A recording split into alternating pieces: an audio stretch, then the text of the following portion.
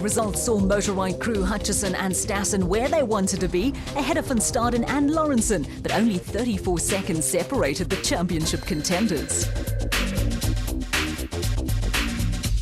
A field of almost 70 production and special vehicles made for a colourful scene at the ceremonial start to the Hyman Auto 400 at race headquarters at the Black Mountain Hotel on the outskirts of Tabanchu. There was a good turnout of spectators and off-road enthusiasts from Bloemfontein and surrounding areas. And after being based in the Free State capital for 2 years, the decision by the South African National Off-Road Association to move the race to Tabanchu was favourably received.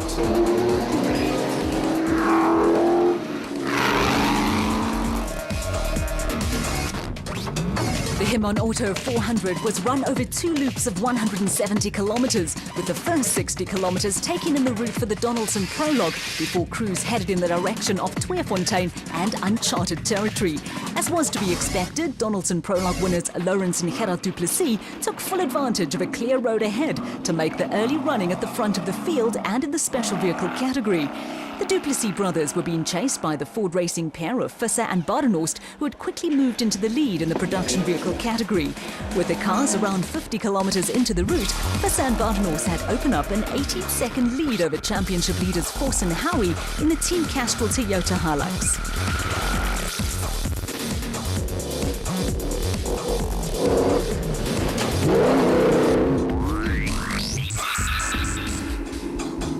As to why Visser Badenhorst and Force Howie were 1-2 on the road in the production vehicle category was soon apparent when Hutchison and Stassen went past prologue winners Taylor and Birkin in the second Castrol Toyota. A puncture delayed the Toyota crew, and in a cautious start to the race, special vehicle championship leaders Hutchison and Stassen were overtaken in quick succession by reigning SA champions Herman and Wichard Sulwald, Marius and Jolinda Fourie, and Motorride teammates Nick and Ryan Harper.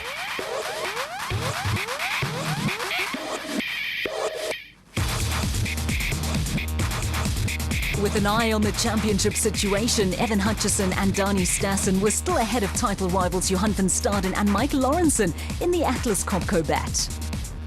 There was early drama for Class P leaders Colin Matthews and Alan Smith in the Century Racing CR3. The pair hit a ditch at high speed and after a few anxious moments pulled off the route with a punctured right rear tyre.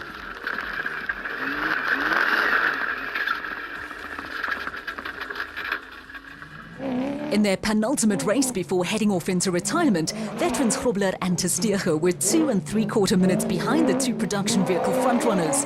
The RFS crew were now being chased by Taylor and Birkin, who were back in full flight in the second of the Team Castrol Toyota Hilux entries. Behind the 2 production vehicles, the Regent Racing pair of Richard Fuller and Dennis Murphy had taken advantage of the Matthews-Smith mishap to move into the Class P lead.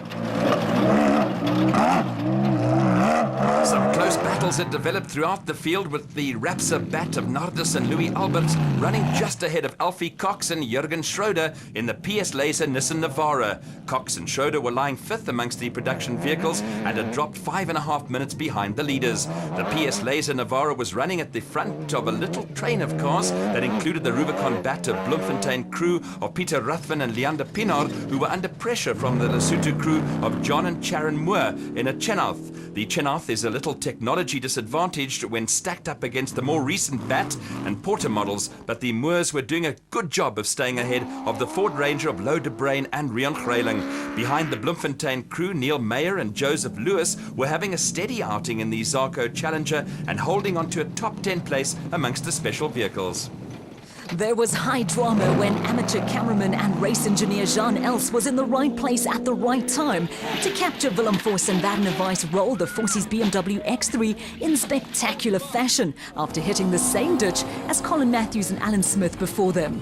Next on the road were Christian de Ploy and Henk Janssen van Vieren, who before continuing made sure the Forces crew needed no assistance.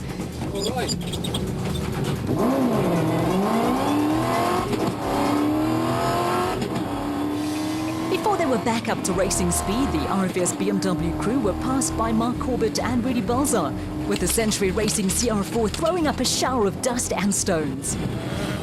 On the production vehicle front, a terrific midfield battle had developed between a trio of cars. Regent Racing pair of Mike Whitehouse and Matthew Carlson were nearly 8 minutes behind the leaders, with the Nissan Navara crew under pressure from Picky Labuskachny and Rikus Erasmus in the Rubicon Toyota Hilux. Right behind them was the Ford Ranger in the hands of Lance Woolrich and Ward Huxtable, with the Nissan Toyota and Ford separated by only 15 seconds.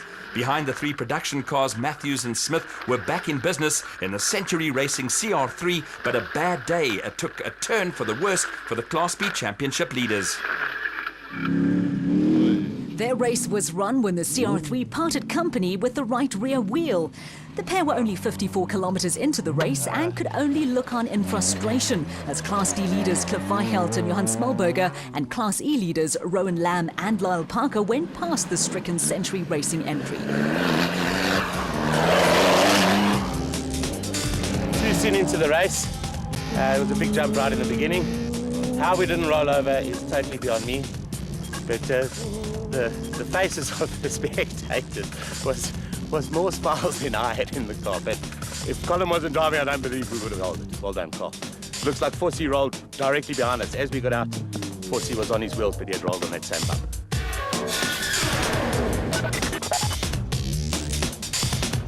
The wreck of the Fossey's BMW was a stark reminder of the perils of off-road racing, with Willem Vos and Werner Weiss escaping serious injury.